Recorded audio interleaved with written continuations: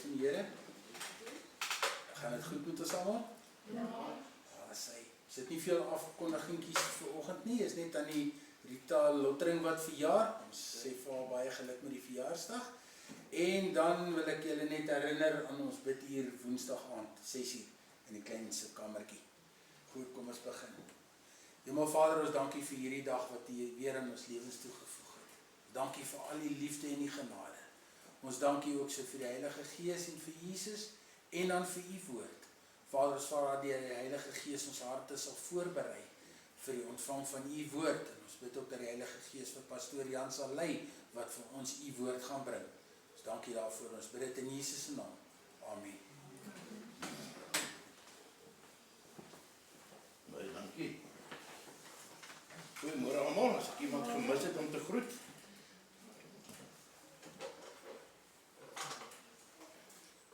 Ek wil gesels graag vandag bietjie oor geloof en vertroue. Dan kan ons bietjie kyk wat die woord sê oor geloof. Hebreërs 11 vers 1 sê vir ons, die geloof dan is 'n vaste vertroue op die dinge wat ons hoop, 'n bewys van dinge wat ons nie sien nie. So dit laat my so aan die wind dink. Hoor nou waai die wind buite en ons sien die blare beweeg, maar ons sien nie die wind nie. Maar tog glo ons daar is wind. Maar na die gelykenis van Jesus op die verhaal wat hy die oor 5000 mense gevoer het of gevoed het met die 5 brode en 2 vissies, kom die verhaal waar Jesus die wonderwerk gedoen het om op die water te loop. Ek wil graag vir ons uit Matteus 14 lees, vanaf vers 22. En Jesus het dadelik sy disippels gedwing om in die skei te gaan en voor hom uit te vaar na die oorkant, terwyl hy die skare weggestuur het. En nadat hy die skare weggestuur het, klim hy op die berg om in die eensaamheid te bid. Toe dit aand geword het, was hy alleen. En die skei was in die middel van die see, getuister deur die golwe, want die wind was teen hulle. Maar die 4de nagwaak het Jesus na hulle gekom, al wandelende op die see. En toe die disippels hom op die see sien loop, word hulle ontsteld en sê, dis 'n spook, en hulle het geskreeu van vrees. Ek dink ek sal ook skrik as ek 3 uur in die môre iemand op die water sien stap, né? In die nag, in die wind, in die storm. Maar Jesus het dadelik met hulle gespreek en gesê, hou goeie moed, dit is ek, moenie vrees nie. Dan lees ons in vers 28, en Petrus antwoord hom en sê, Here, as dit U is, beveel my om op die water na U te kom. En hy sê, kom Petrus, klim toe van die skei af en loop op die water om na Jesus te gaan. Maar toe hy sterk wind sien, het hy bang geword en toe begin sink. Roep hy uit en sê, Here, red my. En Jesus het dadelik sy hand uitgesteek en hom gegryp en vir hom gesê, klein gelowige, waarom het jy getwyfel? Daarop klim hulle in die skei en die wind het gaan lê. Toe kom die wat in die skei was en val voor hom neer en sê, waarlik, U is die Seun van God. En Petrus het net daai bietjie vertroue en geloof verloor. Net daai bietjie, toe sink hy. Net daai bietjie vertroue nie gehad nie. En soos ons ook baie keer sink met dinge as ons 'n bietjie geloof of vertroue verloor, dan gebeur dit maar met ons ook. En dan wil ons weet, hoekom gaan dit so sleg met ons ook? Hoekom gebeur al die dinge met ons? Waarom gaan dinge nie lekker nie? Want ons is klein gelowiges, of ons het nie heeltemal geglo nie. Sien, sonder onderlinge vertroue kan ons eintlik nie lewe nie. Almal van ons wat vanmôre hier kom sit het geglo die stoel is sterk genoeg, hy sal my hou, hy sal my gewig hou. Maar tog het ons gaan sit, ons het vertrou die stoel sal ons hou. En ek vertrou tog, as ek iets eet, is nie vergiftig nie. Of ek vertrou, as daar by 'n rooi robot gestop word, dat die ander motor sal stop. En as mense my nie vertrou nie, sal ek nie 'n werk kan kry nie. Ek sal nie vriende hê nie, as mense my nie vertrou nie. So vertroue is 'n groot ding. Men ons ry in 'n bus en dan vertrou ons die drywer, of in 'n trein. Ons vlieg in 'n vliegtuig en ons vertrou die vlieënier. Alhoewel ons nie eens weet wie is die vlieënier die meeste van die tyd nie. Maar ons vertrou dat ons veilig saam met hulle aan die ander kant gaan aankom. En in die Bybel praat God baie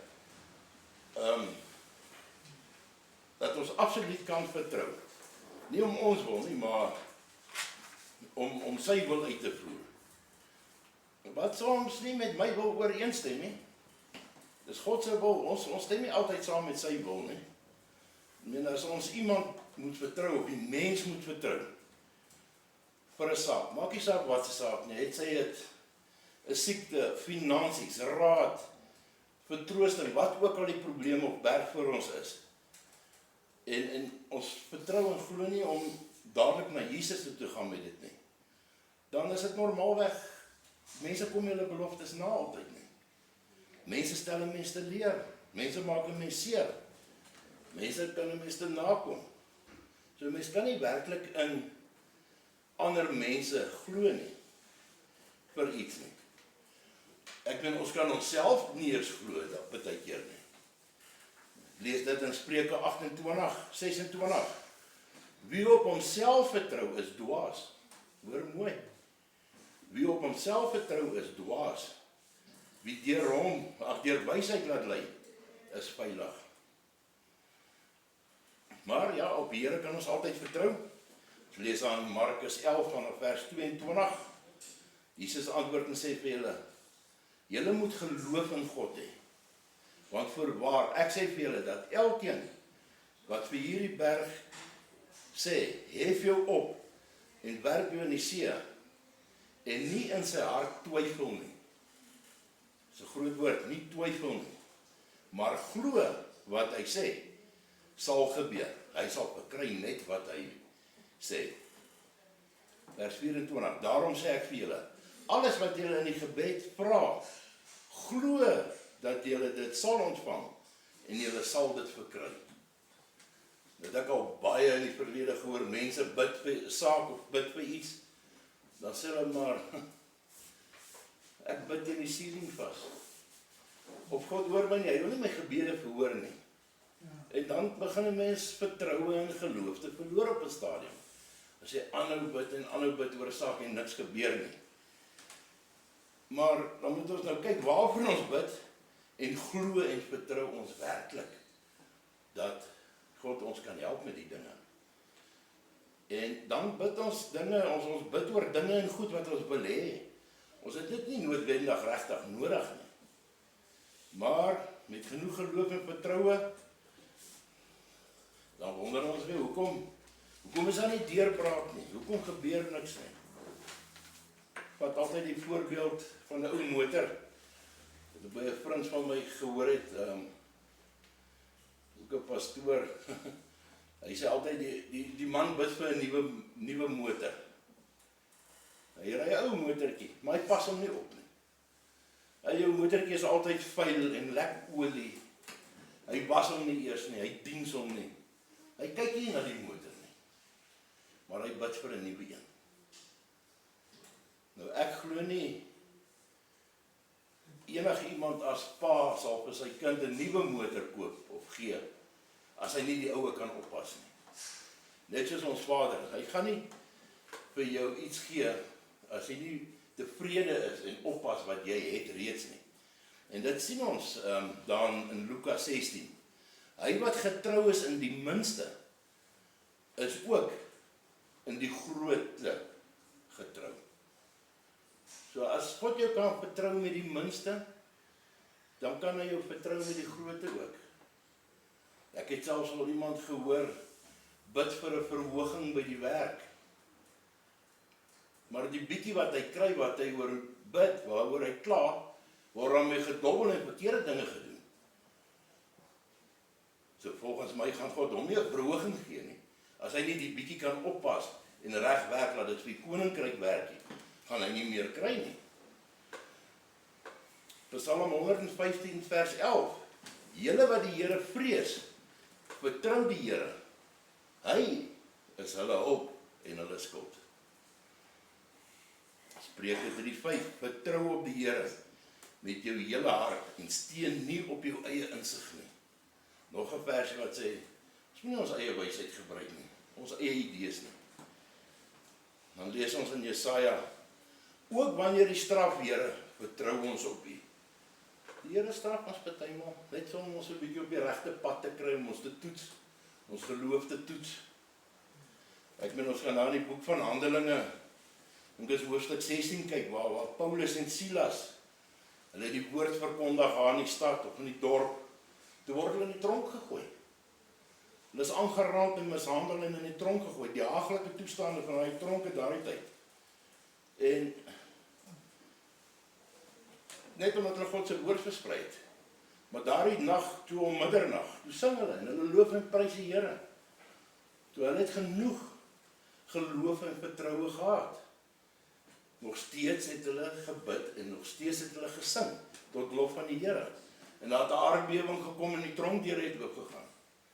En daar is hulle vry. Een van die wagte selfs het agterna kom en homself bekeer net daar en dan by die tronk. So, maar hoe maklik vergeet ons Jesus in elke situasie, in al ons omstandighede, al gaan dit hoe moeilik, hoe maklik vergeet ons van hom, om hom uit te roep in 'n tyd van benoudheid.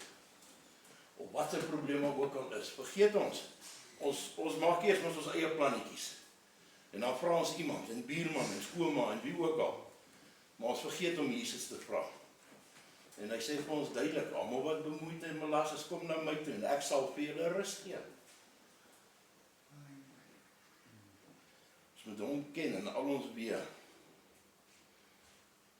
In Matteus 17, vanaf vers 14, leer ons van die verhaal van die maansiek kind. Daar vanaf vers 14. En toe hulle by die skare kom, gaan daar 'n man na hom en val voor hom op die knie en sê, Here, ontferm U oor my seun, want hy is maansiek en ly swaar, want dikwels val hy in die vuur en dikwels in die water. En ek het hom na U disippels gebring, en hulle kon hom nie gesond maak nie. Toe antwoord Jesus en sê, o ongelowige en verdraaide geslag, hoe lank sal ek by julle wees? Hoe lank sal ek julle verdra? Bring hom hier vir my. En daarop bestraf Jesus hom. En die duiwel het van hom uitgegaan. En die seun het gesond geword van daardie uur af. En toe kom die disippels by Jesus, so een vir een afsonderlik, en sê, waarom kan ons hom nie uitgedryf het nie? En Jesus antwoord hulle, deur julle ongeloof. Deur julle ongeloof. Want voorwaar ek sê vir julle, as julle geloof het soos 'n mosterdsaad, sal julle vir hierdie berg sê, gaan weg hier vandaan, daarna toe, en hy sal weggaan. En niks sal vir julle onmoontlik wees nie.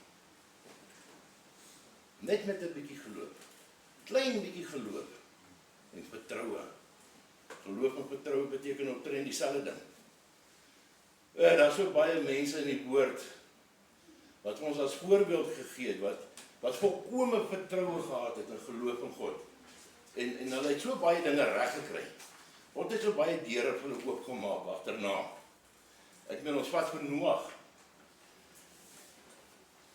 Noag kry opdrag om 'n ark te bou. Dit gaan reën en verspoel. Die mense het vir Noag gespot en gesê, Noag, jy is nie lekker nie. Dit reën amper nooit hier nie, is al woestyn. Hoe bou jy die skip nou? En hy het vriende verloor en selfs familie, en mense het hom getart oor die skipgebouery van hom. En daar's Daniël in die leeukuil. Dawid en Goliat. Dawid gaan 5 klippies optel. Sy broer het vir hom die skild en die swaard en alles gegee, te sê, die goed is te groot vir my, is te swaar. En hy gaan tel net 5 klippies op. En daar verslaan hy die reus Goliat. Nou sê baie mense, maar hoekom het hy het nie geglo en vertrou nie, hoekom het hy 5 klippies opgetel? Hoekom nie net 1 nie, want hy het mos net nodig gehad om Goliat dood te maak. Maar hy het geweet, Goliat het 4 seuns ook. Goliat het 4 seuns ook, wat ook reuse is. Dan vat ons die 3 manne in die vuuroond, wat in die vuuroond gegooi is, deur Nebukadneser se mense. Sadrag en Mesach en Abednego. Hulle het geweier om voor Nebukadneser se goue beeld te buig en hom te aanbid. Toe word hulle in die vuuroond gegooi. En selfs daar het Nebukadneser gedraai en het 'n Christen geword, het homself bekeer. En ek wil hiermee afsluit. Jeremia 17, vers 7 en 8. Ietsie wat ons in gedagte kan hou hierdie week, in die toekoms. Vers 7, geseënd is die man wat op die Here vertrou, en wie se vertroue die Here is. Want hy sal wees soos 'n boom wat by die water geplant is, en sy wortels uitskiet by die stroom, en nie vrees as daar hitte kom nie. Maar sy blad bly groen, en 'n paar jaar van droogte is hy nie besorg nie, en hou nie op om vrugte te dra nie. Kyk weer na vers 7, geseënd is die man wat op die Here vertrou, en wie se vertroue die Here is. So ons kort net bietjie sterker wees in geloof en vertroue. Dan dink ek gaan dit baie probleme vir ons oplos. Ons moet nie op ons eie wysheid of eie insig handel nie. En rondhol en altyd raad te soek by almal nie. Dit moet eintlik instink wees. As jy in enige situasie kom, of oor 'n berg of 'n probleem, roep uit na die Here toe, nie na buurman toe nie. Hy gaan jou net teleurstel. Sluit so af vir ons, dan gaan ons saam Pastoor Pieter 'n bietjie nagmaal gebruik. Hy gaan vir ons die nagmaal lei vanmôre. Net so afsluit vir ons vir die. Hemelse Vader, ek dank U dat U hierdie kosbare boodskap vir ons gebring het vandag. Here, het kort net geloof so klein soos 'n mosterdsaad. Net bietjie meer vertroue. Daar's geen rede hoekom ons U nie sal vertrou nie. Here, ons dank U vir die geleentheid dat ons hier kon saam vergader. Ons dank U dat ons weer aan die nagmaaltafel kan sit vandag om U sakramente te gebruik. En U sê vir ons moet dit gebruik so dikwels moontlik. So ons is baie dankbaar daarvoor dat ons dit kan doen vandag. Here, dan bid ek vir elke siek persoon in hierdie gebou, spesiaal vir oom Ras Venter, gaan nie so goed met hom nie. My broer Ferdi en sy vrou, aan die rand, Charmaine, gaan nie goed met haar nie. Vra ons gebede uitgaan na hulle toe ook. En ons bid dit so alles in die naam van Jesus. Amen.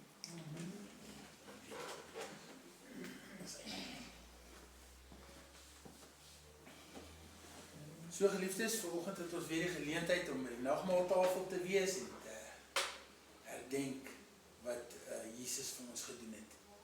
Ons sluit nie die oor. Hemel Vader, ons dank U. Dank U vir Jesus. Ons dank U vir U woord en ons dank U vir die Heilige Gees. Ons dank U, Vader, dat Jesus sy liggaam vir ons gebreek het en dat hy deur sy bloed ons gereinig het van al ons sondes. En ons dank U, Vader, dat Jesus vir ons die Heilige Gees gegee het, Vader, om ons te lei en ons te help, totdat Jesus weer sal kom, om ons te kom haal. Ons dank dit in Jesus se naam. Amen.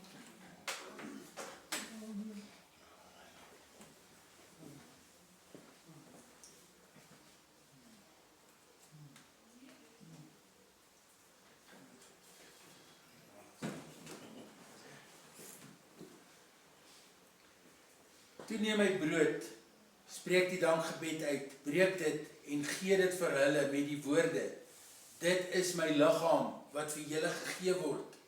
Gebruik dit tot my gedagtenis. Ja. Jesus.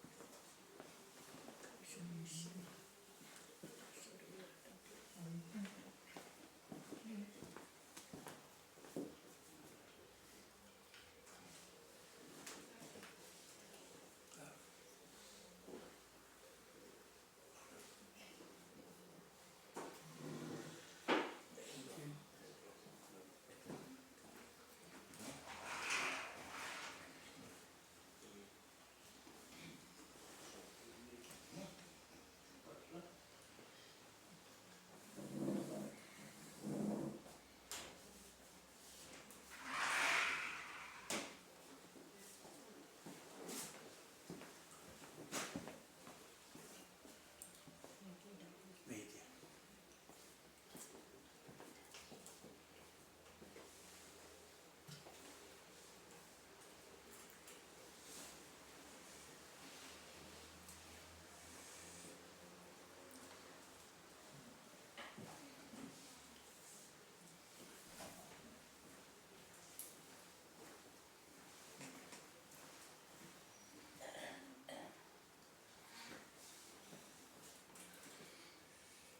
Met die beker na die maaltyd het hy net so gemaak en gesê, hierdie beker is die nuwe verbond, beseël deur my bloed, wat vir julle vergiet word.